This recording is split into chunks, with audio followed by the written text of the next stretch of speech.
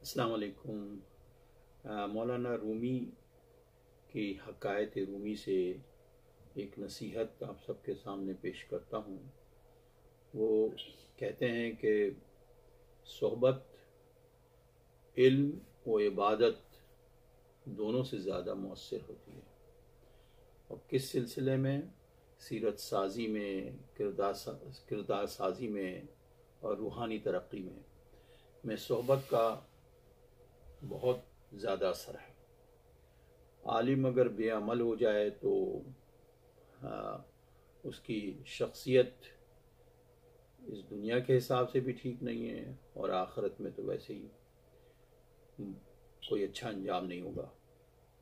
वो एक मिसाल देते हैं कि अगर मुर्दा गधे को भी अगर किसी नमक के कान में डाल दिया जाए तो वो नमक ही हो जाता है। यानी माहौल का, सोहबत का इंसान की शख्सियत पर भी इसी तरह असर होता है।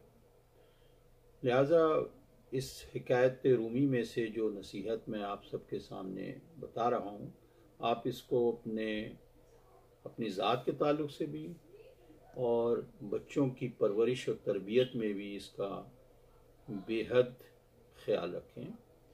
क्योंकि आज भी कई किताबें आप जितनी भी पढ़ डालें आजकल के दौर में जो लिखी गई हैं, वो यही कहा जाता है peer pressure is a real pressure. यानी उनके जिन बच्चे जिस माहौल में रहेंगे वो वैसे ही बनेंगे।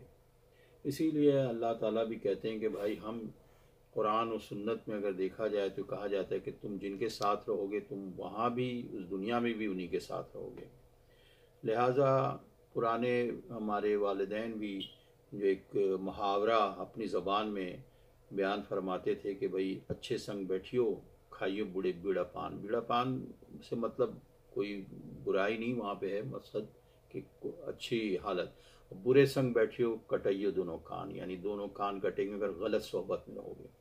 तो वही वाली बात है कि आज भी मौलाना रूमी की इन नसीहतों पे जो लोग अमल करते हैं, जो कि उनके अपने तजुर्बात, उनकी दानाई उस पर अमल करते हैं, वो इस वो एक कामयाब होते हैं। वो कामयाब रहते हैं इस दुनिया में भी और दीन के ताल्लुक से भी।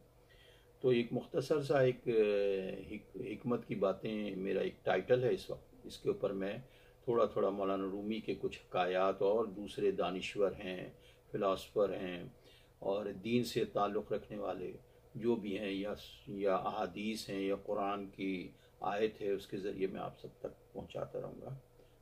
ओके, अल्लाह हाफिज़।